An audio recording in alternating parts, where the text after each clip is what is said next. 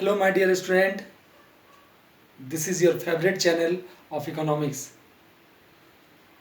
and today we're going to start Indian economic development with the chapter of Indian economy on the eve of independence. Indian economy on the eve of independence, actually, it means the condition of Indian economy in the time of British period. That time, Indian economy suffering from colonialism. Colonialism means there are two parties or two countries related with their relationship with political, social and economical. But one party, one country are ruler and other are colony. It means the country which are ruler exploit to other. Indian economy are suffering with colonialism system on the eve of independence. A question must be rise in your mind. What is the need about knowing of history in economics? My dear student, it is necessary. It is necessary that why? Because we have to know our past for the better knowing our present, and with the help of knowledge of present we can build up betterly our future. So my dear student, let's start Indian economy on the eve of independence. There are some points or things which explain all about related to economy. Related to economy that time. These are state of agriculture sector, state of industrial sector, demographic profile, occupational structure, state of India's foreign trade, and state of infrastructure, social and economical both. In this video, we're going to start discussion about state of agriculture sector only, and my next video we will discuss about rest of the topic. Okay, before the starting we have to know some terms of economics. These are backward economy, developing economy, stagnant economy and vibrant economy. Actually, all the country can categorize into four part: backward economy, developing economy, stagnant economy or vibrant economy. What is backward economy? Backward economy means when most of the people of the country depends on primary sector or agriculture sector. Most of the people depends on farming activities, and our national income, the sharing of national income, most part of national income from agriculture sector. It means the per capita income may be low. Second, developing economy. It is the economy when the people are moving from primary sector to secondary or tertiary sector. Primary to secondary or tertiary sector. It may be possible that in that situation the people, most of people engaged in primary sector, but they not engaged for the purpose of their livelihood, for the purpose of consumption. They engage for commercialization of farming. It is the basic difference between backward and developing economy. And third, stagnant economy. It is the economy when economic development is started, but the rate of development now is either stagnant or decreasing. It means the development rate is stopped now. It is stagnant economy. Indian economy on the eve of independence or on the time of British period, we can say that that was stagnant economy. Last, vibrant economy. It is most popular economy when the economy or country doing all the work with the help of modern technology or techniques. And one point, notice that the modern techniques are uses first, those country uses first in the world. This is known as vibrant economy. Economy always growing and run. Okay, these are the category of economy.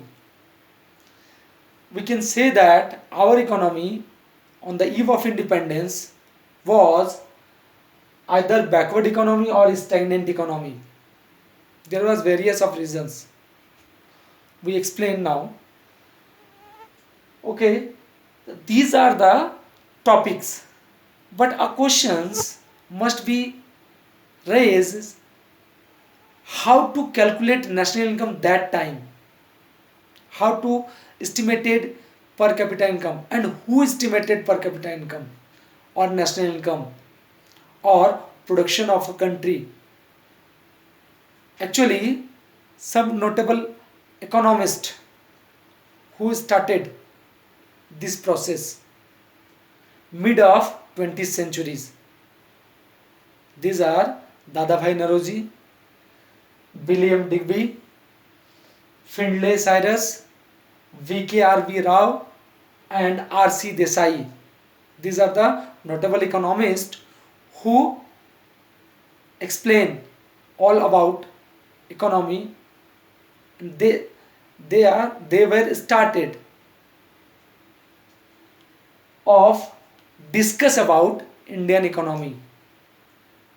Okay, let's start with the state of agriculture sector. Rest 6 point we will discuss with next video.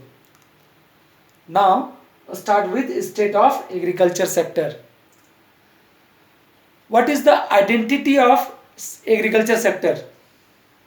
How to know about agriculture sector of India? Actually, there are 4 principal features which describe the agriculture sector. Low productivity, high vulnerability, a wedge between owner of the soil and tiller of the soil, small and fragmented land holdings. These are the 4 principal features of Indian agriculture sector on the eve of independence. First, low productivity. What is productivity? Productivity differ from production. Production means total output, but productivity means per hectare of land. Production per hectare of land. We discuss about only farming sector now. Show that productivity is per hectare of land. Production of per hectare of land. It is very low on the eve of independence. That time mainly wheat and crop 600 or slightly more produces 600 or slightly more tons produces in 1 hectare of land. It is our productivity on the eve of independence, on the time of British period. But now our productivity of wheat and rice more than 3000 tons per hectare. It means our productivity and production was very low, so that our production and national income was very low, because that time our national income basically depends on agriculture sector. Next, high vulnerability means high degree of uncertainties of production. Sometime our production was very good, but sometime it was bad, so that the economical conditions of farmers was not so good. Actually, the basic reason behind it, all the production mostly depends on rainfall. This is the reason our production was not certain. Our amount of production was not certain on the eve of independence. Next, a wedge between owner of the soil and tiller of the soil. Actually, colonialism system provided by British government create two category of farmers: landlord and landlessness people, who only cultivated, who only farming for landlord. There was a gap between owner of the soil and tiller of the soil. Sharing of most part of production received by owner of the soil, and few part of production received by tiller of the soil on the time of independence, on the eve of independence. It was very bad in condition. And one things more which is noticed, this was subsistence farming. Actually, our farmers, our cultivators, farming, doing the activity for their livelihood only. They farming for subsistence purpose, consumption purpose. They do not doing the job for the commercial purpose. It is not the problem for that time, nowadays also. But not all the farmers, but few farmers. In the case of few farmers. Okay. Next, small and fragmented land holdings. It is most problem for Indian agriculture.